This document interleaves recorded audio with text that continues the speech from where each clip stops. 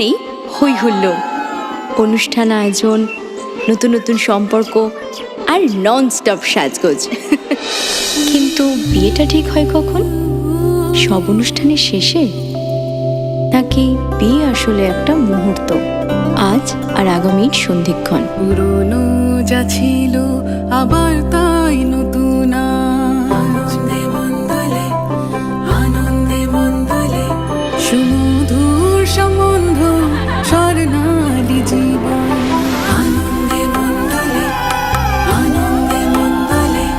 যখন সময় থমকে যায়, জীবনটাকে নতুন চোখে দেখে, ভয় ভাবনা ভুলে যে মুহূর্তে মিশে যায় আনন্দ আর বেদনা, যে মুহূর্তের অঙ্গীকার থেকে যায় চিরদিন, তাকেই তো বিয়ে বলে, তাই না?